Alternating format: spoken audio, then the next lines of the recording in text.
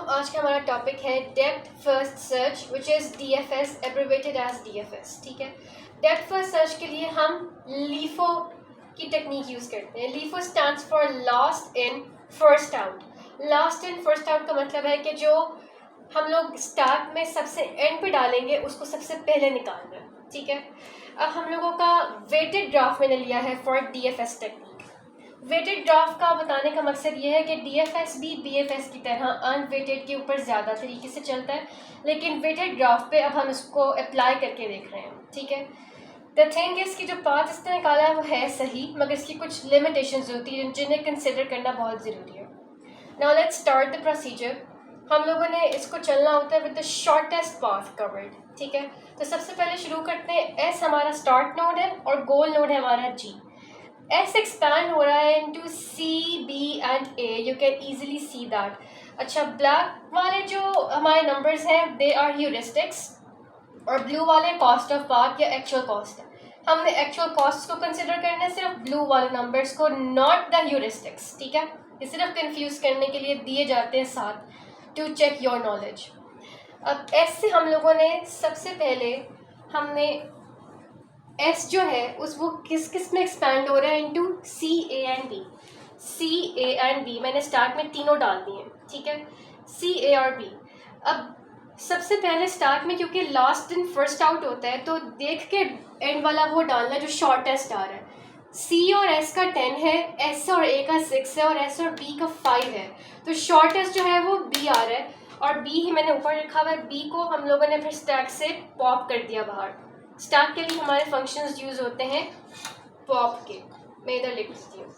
ठीक है, मैंने ये स्टैक में पहले एलिमेंट्स में ये पॉप कर रही हूँ और पहले पुश करते हैं जो कि होता है हम जो कि स्टैक में अंदर डाल रहे हैं, पुश कर रहे हैं, और निकालने के प्रोसीजर को पॉप कहते हैं। ठीक है, अब मैंने B पॉप कर दिया। ठीक है, हमारा S विजिट हो चुका है। ठीक है, अब हमारा B विजिट होना बाकी है। B को एक्सपैंड किया into D and E, D and E। ठीक है, फिर D और E में से देखा कि शॉर्टेस्ट कौन सा है, E। S और D का 7 है और S और E का 6 है। अब E को हमने पहले पुश किया था, अब इसको कट करके पॉप कर रहे हैं बाहर और B भी हमारा विजिट हो चुका। जो पॉप कर रहे हैं वही हम विजिट कर रहे हैं। रिमेंबर, ये बहुत ज़रूरी बात है, जो पॉप कर रहे हैं वही विजिट कर रहे हैं। ठीक है, तो अब हमने E को विजिट करना है, सॉरी एक्सपैंड करना है। विजिट कह रहे हैं, एक्सपैंड कह रहे हैं। E को एक्सपैंड किया into B, A and F। Remember कि हम इसमें जो विजिट हो चुके हैं उसको रिपीट नहीं कर रहे ना, सेम प्रोसीजर है। तो B, A और F में से मैंने सिर्फ और सिर्फ A और F हमारा पुश किया इनटू स्टैक। ठीक है, अब F और A में से कंसिडर करते हैं शॉर्टेस्ट वाले को। A और E का डिस्टेंस है 6 जबकि E और F का डिस्टेंस है 4। तो F को मैंने पॉप कर दिया आउट और मेरा विजिट हो चुका E विजिट हो चुका। अब हमारी बारी है F की। F जो है वो एक्सपैंड हो रहा है into D, E and G। E में नहीं जाएगा क्योंकि E विजिट हो चुका है, D और G में जाएगा।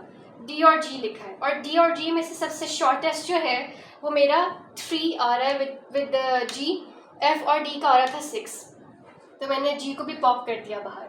रिमेंबर कि स्टैक में मैंने एलिमेंट्स को रिपीट भी किया है, जैसे कि A रिपीट हो रहा है, E रिपीट नहीं हो रहा, D रिपीट हो रहा है। ठीक है, तो स्टैक में एलिमेंट्स रिपीट हो सकते हैं, विजिटेड में एलिमेंट्स कभी भी रिपीट नहीं हो सकते, कोई भी एल्गोरिथम उठा के देख लें। ठीक है, अब विजिटेड में जो हमारा आंसर आया है वो हमारा एक्चुअल आंसर है SBEFG, SBEFG। आंसर में तो आप गोल नोट साथ लिखेंगे, लेकिन विजिटेड में आप गोल नोट लिख लें ना लिखें, दैट्स ऑप्शनल। ठीक है, अब डिस्कस कर लेते हैं एडजेसेंसी लिस्ट को।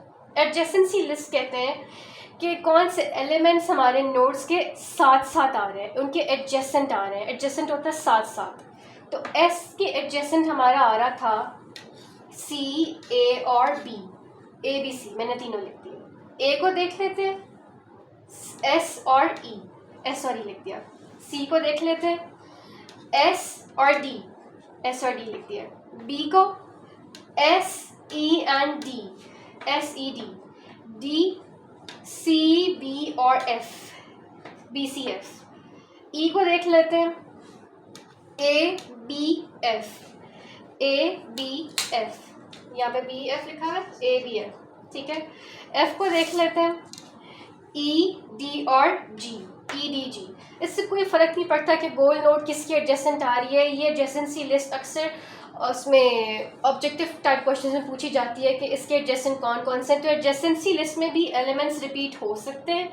यू कैन सी के एस बहुत दफ़ा आया है, ए में भी आया है, सी में भी आया है, बी में भी आया है, और रिपीट भी हो रहे हैं, जैसे कि स्टैक में रिपीट हो रहे थे, ठीक है। ये ज़रूरी लिखनी होती है, इसके लिए आपको और कोई वर्किंग नहीं होती।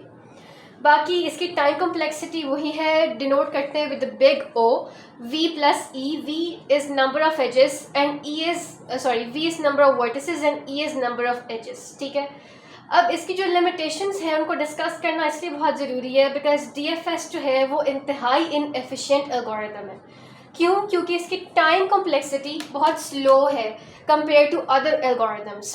BFS की भी सेम टाइम कॉम्प्लेक्सिटी होती है, लेकिन BFS फिर भी शॉर्टेस्ट पाथ ढूंढने के लिए कहीं ना कहीं स्टैंडर्ड फॉर्म जो होती है BFS की वो एफिशिएंट होती है, लेकिन DFS की नहीं होती। नाउ DFS जो है वो रियल टाइम एप्लीकेशंस बनाने के लिए बिल्कुल भी सूटेबल नहीं है, ठीक है। और इसमें जो शॉर्टेस्ट पाथ है उसकी गारंटी नहीं होती कि वो आपको सही निकाल के उसने दिया या वाकई में शॉर्टेस्ट ही है वो consider to the whole graph, ठीक है।